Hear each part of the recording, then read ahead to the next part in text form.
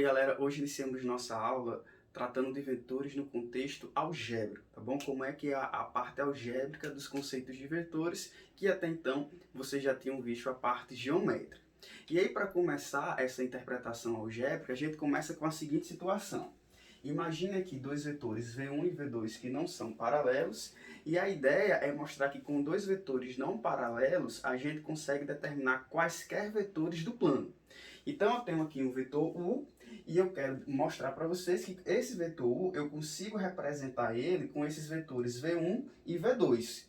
E essa ideia de pegar o U e representar com V1 e V2 serviria para qualquer vetor em qualquer outra posição, tá bom? Eu estou colocando o U aqui como esse exemplo, mas a lógica, a ideia irá permanecer para qualquer vetor em qualquer outra posição.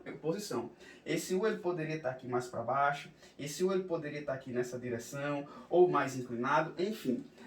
Não importa onde esteja a posição do U, o que eu vou fazer aqui agora é simplesmente mostrar a vocês que dado um vetor U, dado um outro vetor, tendo esses vetores V1 e V2, eu consigo determinar qualquer outro vetor do plano apenas com esses dois vetores que não são paralelos, tá bom? Então vamos lá.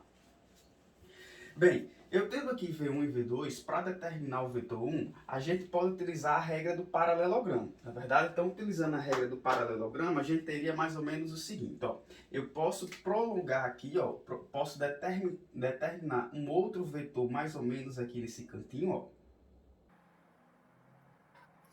Um outro vetor que seria um múltiplo de V2, tá certo? E aí, esse outro vetor, digamos que ele pare mais ou menos aqui, ó. Esse outro vetor que é como se fosse o vetor V2 maior, mais esticado, ou seja, ele é um múltiplo de V2. Eu vou representar esse vetor que está saindo daqui até lá, não é simplesmente essa linha vermelha, seria todo esse vetor aqui, ó, todo esse vetor aqui, tá bom?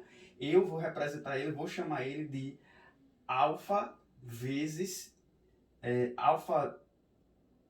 alfa 2 vezes V2. Tá certo? O que seria esse alfa 2? Como esse vetor vermelho ele é um múltiplo de V2, então ele é um número real vezes o V2, não é verdade? Isso aí é a ideia de ser múltiplo. Quando um vetor é múltiplo de outro, o fato de eu ter esticado o vetor faz com que um seja múltiplo de outro e, portanto, esse vetor vermelho ele vai ser o vetor V2 vezes um número real. Esse número real eu estou representando por alfa.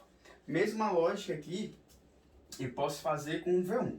Eu posso criar um outro vetor aqui, V1, ó, que seja múltiplo dele, tá certo? Ó, digamos um vetor mais ou menos aqui nesse canto. Mais ou menos aqui, nesse cantinho aqui, ó. Porque eu estou querendo fazer a ideia do paralelogramo. E aí esse vetor, ele é um múltiplo de V1, aí eu vou representar ele por alfa 1 V1, ele é um número vezes o V1. E aí observe que se a gente fechar aqui o paralelogramo, né, ó, se eu fechar aqui o paralelogramo dessa forma, até foi um pouco mais do que eu queria. Se eu fechar o paralelogramo aqui, ó, dessa forma, aqui de novo, foi um pouco mais do que eu queria, mas a ideia permanece. Você é capaz de observar que pela regra do paralelogramo, esse vetor U, ele é a soma desse vetor aqui com esse vetor aqui, não é verdade? Então, esse vetor U, ele é a soma desse vetor, tá certo? O alfa 1 V1, mais o outro vetor aqui que seria o alfa 2 V2. Então, a gente vai dizer, ó, que o vetor U, ele é alfa 1 V1 mais alfa 2 V2. E aí eu tô nessa ideia mostrando para vocês que qualquer vetor do plano eu posso representar como uma combinação entre o vetor V1 e o vetor V2, tá certo?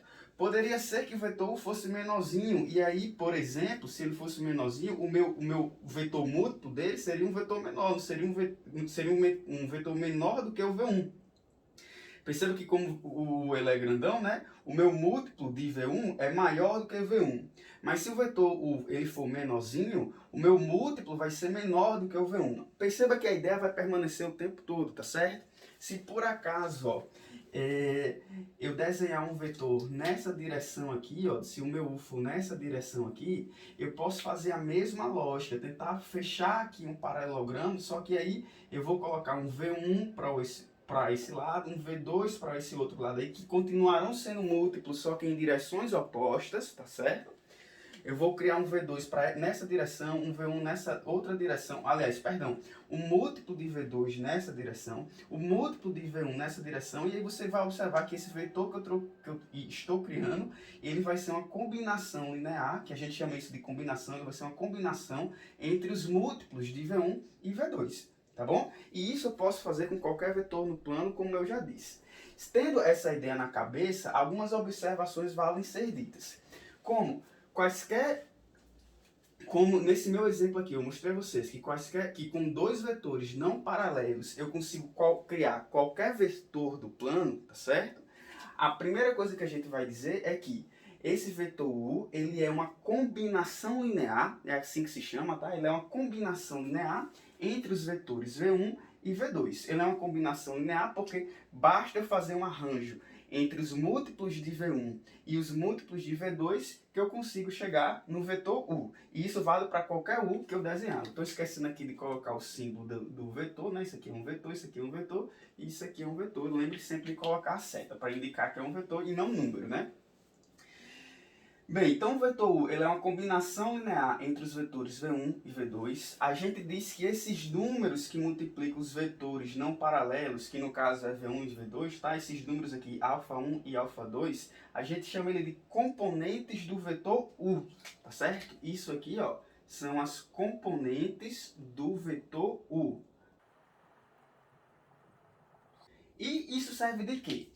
Minha gente, quando a gente já vai entrar no plano cartesiano, e essa ideia de componente é super importante, porque na hora que eu digo que V1 e V2, eles são, eles conseguem, qualquer vetor V1 e V2, nessas condições que não são paralelos, formam o vetor U, a gente vai dizer que V1, os vetores V1